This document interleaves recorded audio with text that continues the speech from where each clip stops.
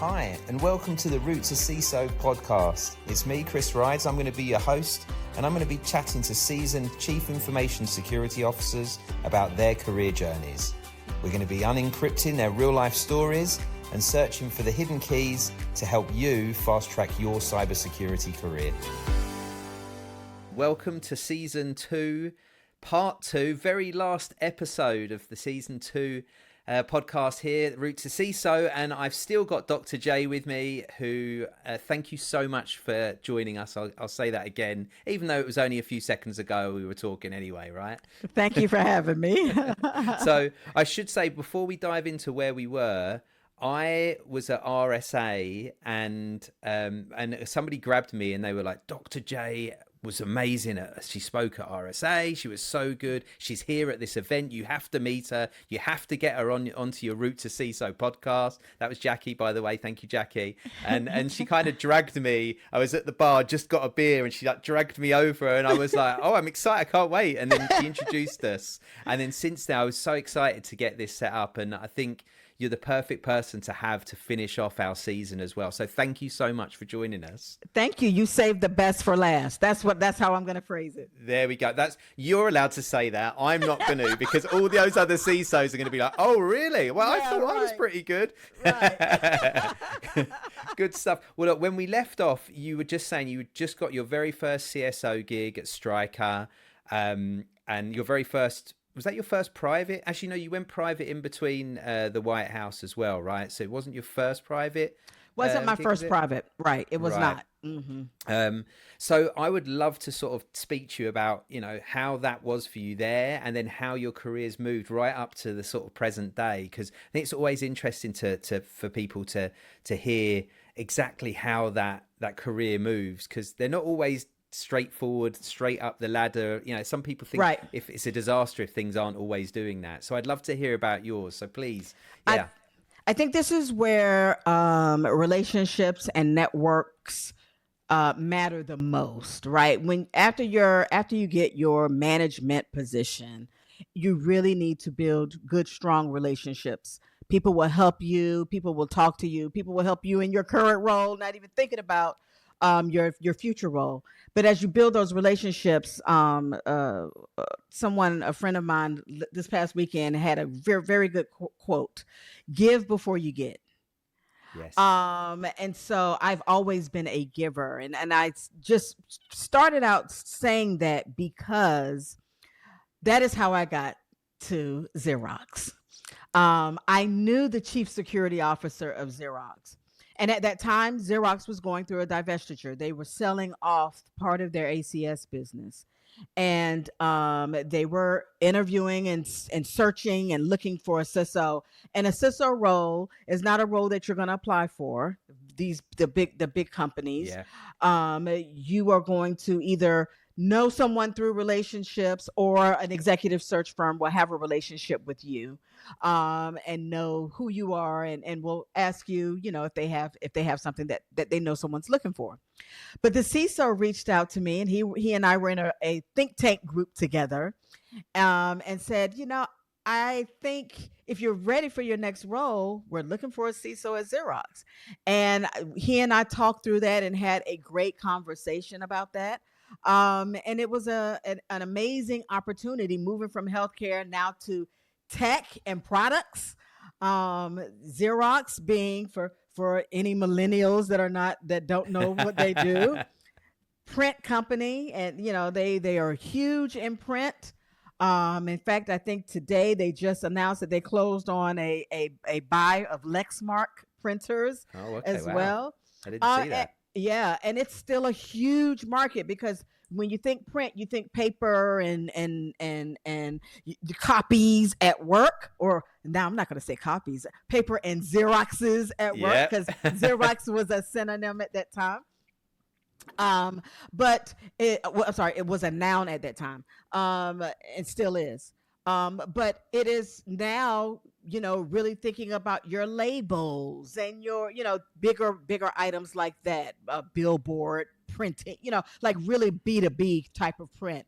And so that was my first time doing that type of thing. But I kind of took some of the things that I learned on the manufacturing floor at Stryker and thought about it from a manufacturing perspective at Xerox. Became their chief security officer, while the chief security officer was there, moved along with the divestiture. So he became the chief security officer of what was Conduit, is what they named the company.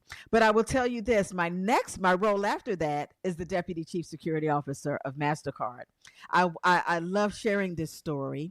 I was on CNBC as the chief security officer of Xerox, talking about technology advancement, and how cybersecurity is going to play a role in that. It was a 2-person panel, so I did have another panelist on this CNBC show, and the other person that was the panelist was Ed McLaughlin, the president of technology for Mastercard. And afterwards, after we got off the show, he said, "You and I should stay connected. Love what you said. Loved how you framed it. Love your impact. Love the work that you're doing. You and I should stay connected." And he and I stayed connected, and thus I became the deputy chief security officer for Mastercard. So it's all you never know who's watching you. Right. Yeah. You don't want to say, you want to make sure you are always presenting yourself in the right way, and framing is always important. I think I learned that the hardest and the most at the White House is how to frame things in the right way and say things in ways that people understand. And I think that is one of the benefits and things that attributes that Mastercard has gotten out of me so far, is my ability to kind of frame conversations in a way that everyone understands. Yeah, it's so important. And what you're talking about there is it's one of the top attributes that we see in strong CISOs, right? Mm-hmm. That ability to communicate. And the framing thing is important because people can misconstrue. You can say the right thing at the right time, and it can be misconstrued if it's not framed the right way. Right. People don't understand where you're coming from and what you're saying. So that's so true. That probably rolls on quite nicely, because it was a good year and a half, I think, ago now, maybe even longer than that. And I went out to sort of around 500, it was over 500 CISOs on LinkedIn, and I asked them all their top 3 attributes that they thought made a successful CISO, and now I have a top 10 put together and stuff, and communication was absolutely one that continuously came up. Yeah. Mm-hmm. Now thinking about that, if I asked you your top 3, obviously number 1 you've already given me that, what would the other 2 be? Well, I am going to say you do have to know the technology. Mm-hmm. Yep. Yeah. But I'll pull that back. Yeah. I will say, you've got to be able to communicate. This is gonna sound so funny. You've got to be curious, mm-hmm. and you've got to be likable. Yeah.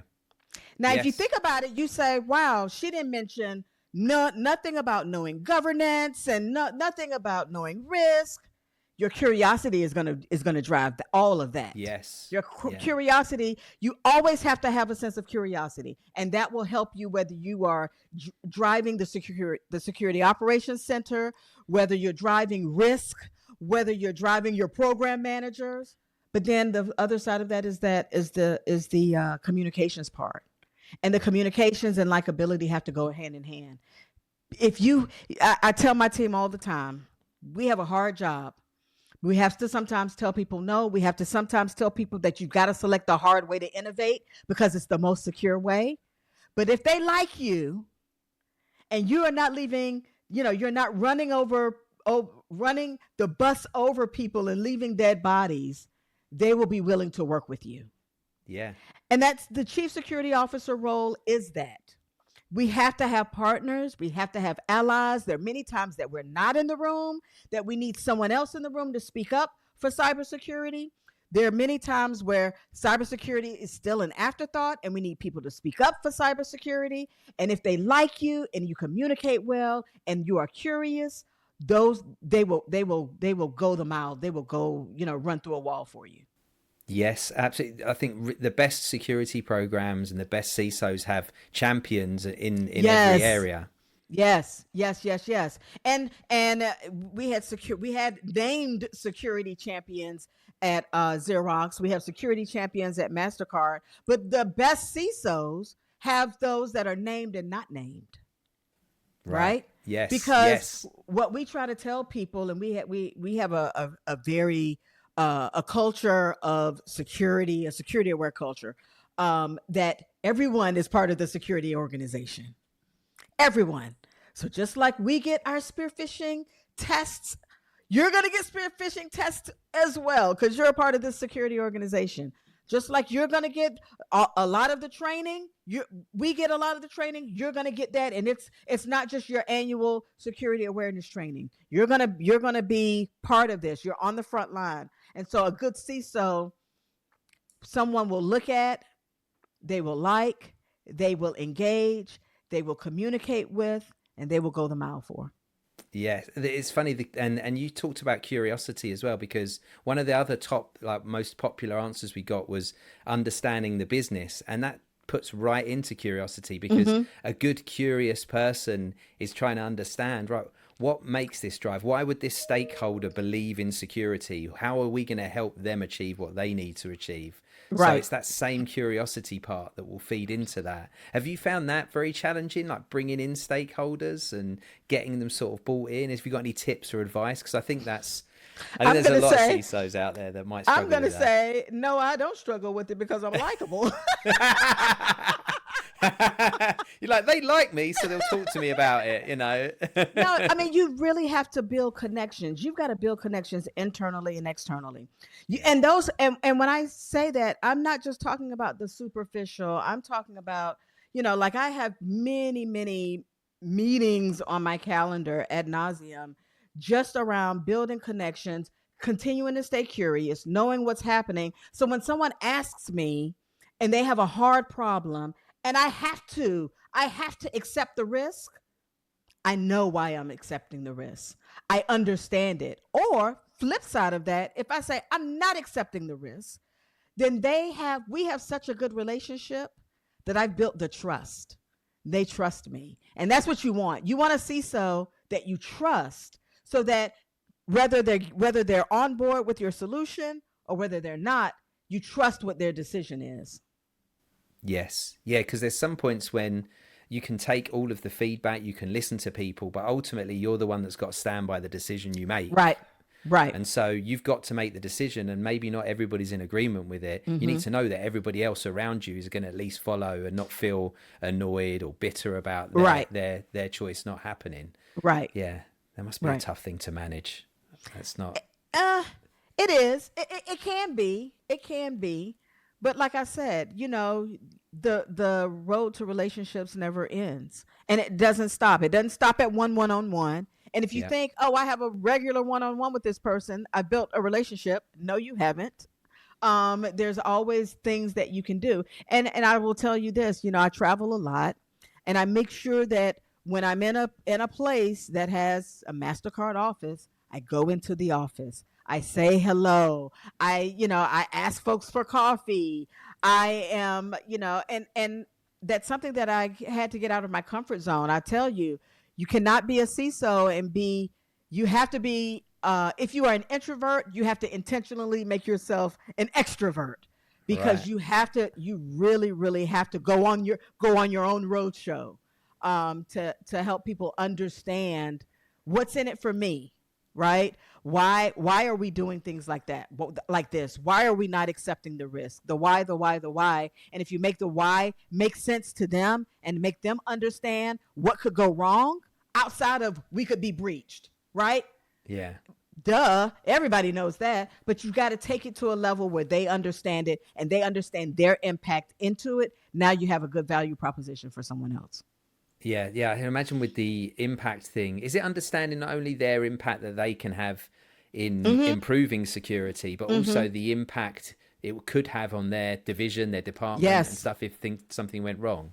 Yes, absolutely. Absolutely. That impact doesn't just sit with that person, but if it trickles down, it trickles across to peers as well. How your project, the impact of something happening on your project affects the wider ecosystem, that project sits in.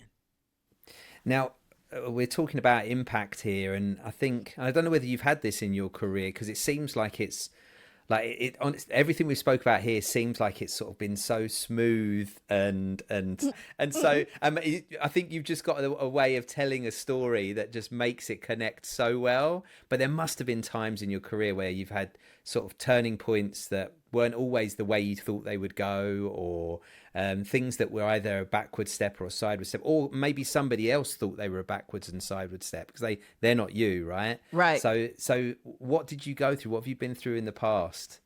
I have had, and I don't frame it like that. I don't see my steps, any lateral that I've taken or anything that I've said, okay, I'm gonna take a step back, to me is not a backward step.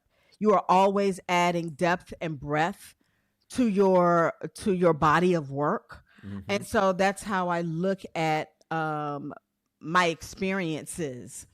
Is I look at it as a body of work, and how can I continue to add more experiences to help bolster who I am and who I could be in the future as a better manager, or as a better executive. So I will say I have had managers that told me I talk too much when I was early in my career, and look at me now. I have had instances where, as a very, very early manager, I had someone pull me into a room and say, "Young lady, you need to have some pearls on. You need to have a string of pearls on." And hey, I look at it like this. I might not agree, but if that's what you need in order to hear what's coming out of my mouth, okay. Because let me divert this a little bit. Yeah. I got my PhD in game theory. And game theory is about playing the game in the process of being in the game, right? It's about, if you look at game theory, and I'm not talking to you young folks, I'm not talking about video games. I'm talking about chess, checkers, knowing what the next move is and what the payout of that next move is. Life is a game. Yes. Yeah. Work is a game. It is. And you've got to play it in advance. And it's not about sacrificing yourself or not bringing your authentic self, but you've got to play the game. And that game that I was playing at that time was, listen, I don't agree with her. I don't know where the string of pearls comes from. But if this is what she needs, I'll put on pearls and pantyhose. So whenever I met with her, that is what I did. And we got right to the point. And it removed some type of distraction from her. And I acquiesced because I was so early in my career that I didn't want to get bogged down with that minutia. I was going to let her get bogged down with that minutia. But there have been other times in my career where, I've said, no, I'm not going to do that. I'm not going to take this step backward. I deserve better. I deserve this. I deserve that. And you just have to know, as big as the world is as small as the world is. But each opportunity, and I spoke to a group of interns this past week, and I told them I had an intern project that I could not stand. I thought it was horrible. I thought it was because it was so boring, so boring. But when I speak about those experiences, I don't say I had an intern project that was so boring. I talk about what I was able to learn from it and the value I added to that project. No matter how small it was, they had me doing something that added value. And once I completed it, I knew what that value was. So regardless of whether it's a step backward or a step sidewards, there is learning to be had. There is a way to cultivate your story so that it highlights your successes. I'm a quote person. And last week, again, someone said, companies love scar tissue. Yeah. And so if you've got some bruises, guess what? That means you tried. Yes. that means you tried. And so stepping back, stepping sidewards, moving around, pivoting, or staying in the same place for a certain number of years so that you can get all that you can get, all that you feel like you need out of a project, out of a company, out of an organization. There's nothing wrong with that. I think you framed that perfectly, and it's easy for me. I'm a very positive mindset person, right? So for me, I find it difficult to see. I'm like you. I don't see a backward step. I don't see a cyber step. I see myself learning, like understanding how I do better at that next time. Right. You know, those sort of things. And there's so many of I speak to a lot of candidates, and I'm sure there's many that watch this that they're in situations where they get laid off. And, right. You know, they're struggling to get a position, maybe even at the same level as they were before. And, you know, I speak to them a week after they're laid off and, you know, they're after this, this and this. And then I speak to them 3 months after they're laid off and now they're being a bit more flexible about what they might look at. And I think framing it and to understand, right, what am I going to learn from this? You know, not thinking of it as a backward step or a sideward step. Think of it as another tool to my arsenal, another thing that I'm learning, another experience, because you never know where it's going to take you. Exactly. But I'm going to say this too. When you've been laid off, that same company, rarely do you go right back to that company as your next role. Right. The motivation is I get to do the same thing, but somewhere else. But guess what that means? It's not the same thing. Right. It is absolutely not going to be the same thing. And the energy, and I think that's when you look at my career and see, wow, she's moved around to a lot of different places. I'm motivated. I get energized by doing new and different things and new and different challenges. And so reframe, you know, people who are being laid off, you know, at this current time, you can think of it. I know it's a hard time. I know it's a hard thing to think through, but there's no growth in your comfort zone and there's no comfort in your growth zone. And so there's no comfort in your growth zone. So that means you're growing and you're going to look back and say, I remember that. And I remember when I used to cry and look at me now, or, you know, it's not as bad as it could have been.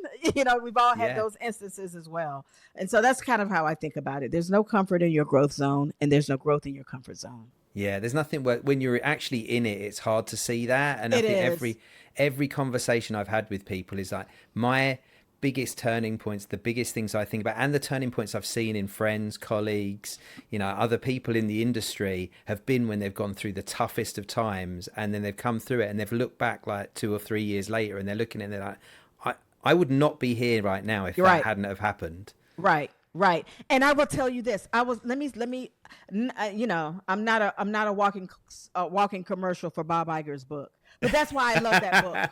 I'm going to read it. I haven't read it, so I'm going to. Because it talks about, I read his book and was like, oh my goodness, he is just like me. He has struggled. He has, you know, moved around. He has gone to a board meeting and was like, wait a minute, what are you all talking about? This is not what I thought we were going to be talking about. He has had his own group of, you know, secret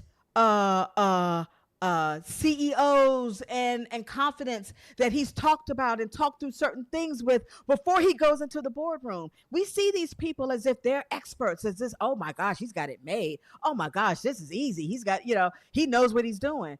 And that book really showed, man, he goes at that executive level. He still is going through the same everyday struggles, the same everyday challenges, and how he got through it. It is an amazing book. I love a good autobiography. I think yes, you know, because it allows you to see more than the highlights, more than the Instagram reels, right?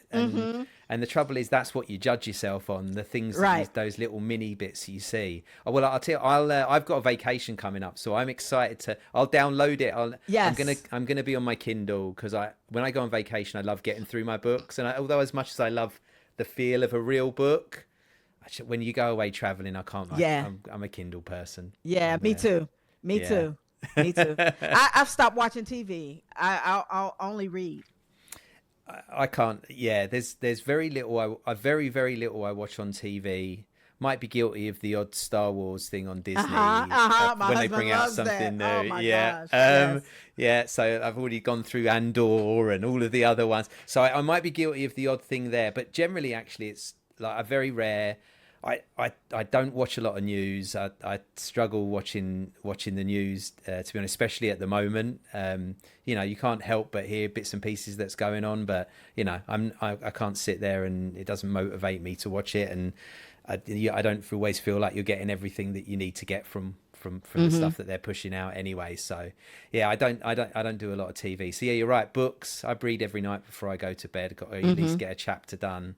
And Right. that sets me off and thinking. Yeah. Well, Yeah. look, I think I've got a few more questions, not too many more left for you. Okay. I think we talked about, you know, people being laid off and how how some people have been impacted by that more recently. You've been a hiring manager for a long time, and so you've got a lot of experience with hiring people. For those that are out there that are looking for roles, how do they stand out, like in all of these applications? You know, what advice would you have for them? People think that we don't know when they're puffing, and we do. We know when you're puffing, but be able to tell your story, and don't exaggerate. It's in cybersecurity. I hired someone a couple of years ago that was a police officer. We need all types of people. And I hired him because he said, you know, I am tired of being on the police force, and I want to do cybersecurity. And I said, well, what did you do on the police force? Well, I did, you know, I was on the street, and I was looking at background checks and IDs and, you know, fake IDs. And he said, my funnest time was going to parties and making sure no one had a fake ID. And I put him in our identity and access management program. Great. But think about how your experiences now can be shaped into a cybersecurity experience, because everything touches. We're at a point right now where everything touches cybersecurity. Yep. And so even if it's, you know, I've got a home network. We have interviewed and hired many people at Mastercard that just have a server room. They've turned their entire basement into a server room, and they play with this, that, and the other. We have someone who's built their own AI LLM, and they're training it on, you know, their personal stuff and just testing it out and things like that. Those are things that aren't a job that they actually did, but they were able to communicate everything that they learned, their value, you know, the various domains that they're interested in. And then they were able to show, just through that experience, their commitment to continuous learning. Yeah. Because cybersecurity learning does not end. It does not. And so that commitment to continuous learning, that's staying up to date with the latest tools and developments, and, you know, being that shows your curiosity. I think that's what's important. Yep. Yeah. It's so funny because when I think about, every now and then I'll get a candidate that tells me they're an expert in something, I'll get that you can be an expert in an area, but when you've got that level of arrogance where you don't really listen, and you think, and there isn't any inspiration to learn anything new, it almost feels like they don't feel like they can learn anything new. Right. I sit there and I'm like, I don't know one of my clients I could put this person in. They've got great skills, right, but my clients know well enough that they want somebody who still knows they've got something to learn, that still is honest about what they can do and honest about what they can't do. And you can work with people like that. You can't work with people that feel like they already know everything. Right. Absolutely. Now, I'd imagine, I don't know, I would imagine by the time you get to see a resume, they've probably been screened by a fair few people before they get to you. But have you seen anything? Is there anything you ever see on one, or you see and you think straight away, oh my goodness, that's not good, or anything that sort of stands out? Any tips you've Yes. Usually what stands out to me is people who reframe their title, their previous title, in order to get the new title. I've seen plenty of people who've only been in their career for 5 years and have said, I was the VP of blah, blah, blah. And okay, you could have been the VP of blah, blah, blah in 5 years somewhere else after only having 5 or 6 years worth of experience, but you won't be the VP of blah, blah, blah at Mastercard. Right. Yes. Oh, I love that. You know? And so I think it's important It's important to be honest. It's important to be self-aware and to reflect. And it's important to say, this is what I bring, and this is what I need. This is what I need to know. Sometimes people will list all of their tools and technologies and software that they know. And I think we're past that at this point. We're past that as being part of the keyword search that recruiters are looking for. Mm-hmm. We want to know value. We want to know not just that you worked on a project, but what was the outcome? How did that thing you did, that paper that you wrote, how did that turn into an outcome for the rest of the business? That's usually what I'm looking for. And I look for that even in my interns and in my admin. What is the outcome of what you're doing? What is the value add? It's never too early to look at that. Right. Not just the task that you did. It's the value that you brought forth. Yes. Yeah. And also I think it's that that you part is a really important thing, because the number of people that we did this, we did that, and then you ask them and you're like, so what did you do? And they were like, well, I kind of managed this part of it, or I did and they can't answer the questions, right? And that's fine. Right. But just say that's the case, right? Don't make it seem like you did that, right? When you didn't. Right. So yeah, I'm a believer in that. I think what you said about the titles are really important, because somebody at VP level at this, I know plenty of VP levels at small financial companies that are hands-on and have a team of maybe one, maybe two people. Like you say, that's not going to be the case for a VP at Mastercard. We just filled a VP role at a multi-billion-dollar revenue company, and that person needs to be strategic. They need to be able to speak to the board. They need to be able to speak to regulators, all of those sort of things. And just to pull that thread a little bit, don't chase a title. Chase scale and scope. Scale and scope and experiences matter. The title sometimes are not going to match, because the titles in financial services do not match the titles sometimes in the tech space or in healthcare. Yep. Definitely don't match the titles in government. So don't look at a title. Look at scale and scope and experiences, and let that be your driving force. Yeah, that was one of my biggest learns. 2012, I started Tyro Security. That was one of my biggest learns. Was the more I did security, the more I realized that you can't match anybody by title, because the title does not tell you what they did at all, anywhere. Right. I'm the Deputy Chief Security Officer of Mastercard right now, and I want to say my scale and scope and remit is bigger than when I was the Chief Security Officer of Xerox. And Xerox is a Fortune 5. So I'm not that's not to be rude or offensive in any way. The scale and scope is just much bigger. This is financial payments. This is heavily regulated. So that means the scale and scope is not going to be equivalent.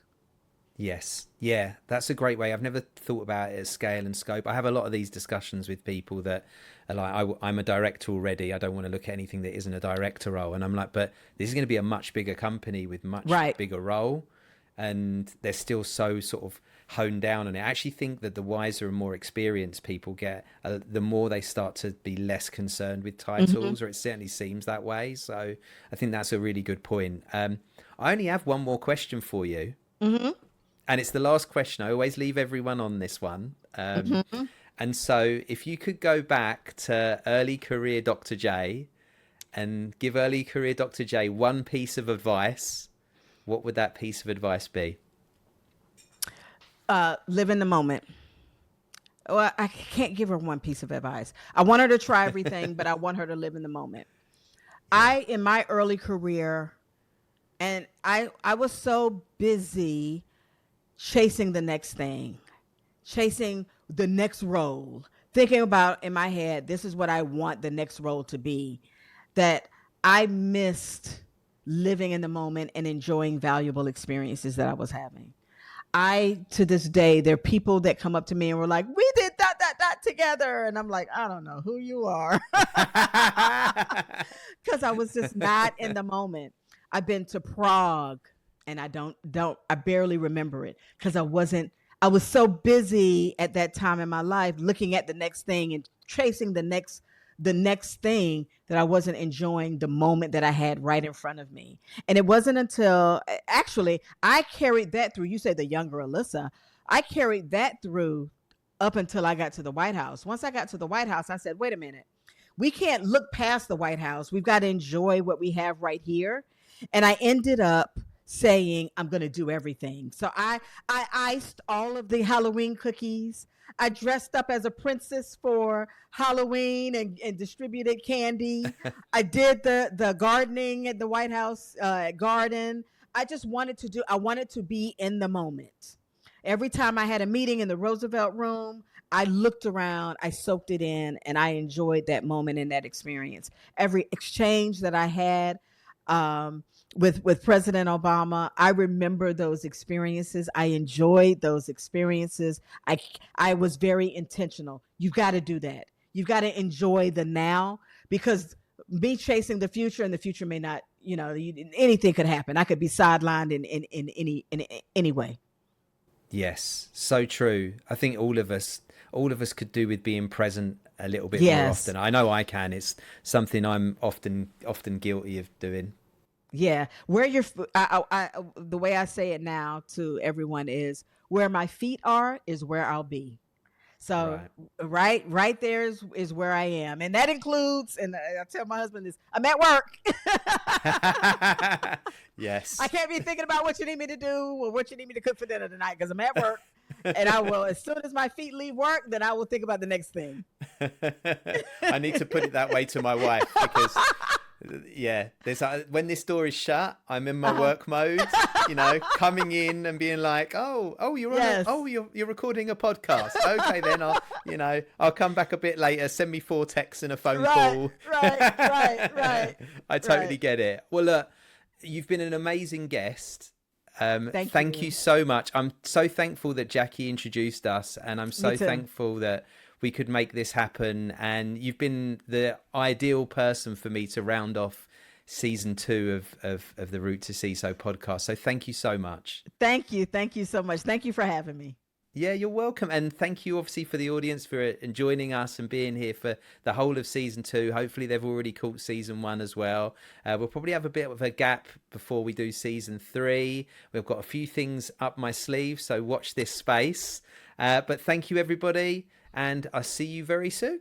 Thank you for listening to the Route to CISO podcast. If there's something you really want me to ask on the next episode, or if you're a CISO who wants to inspire the next generation, please reach out. I'll leave a URL to my LinkedIn profile, and make sure you connect and message me there. We're always looking for feedback, so please don't forget to like, comment, and subscribe wherever you get your podcasts.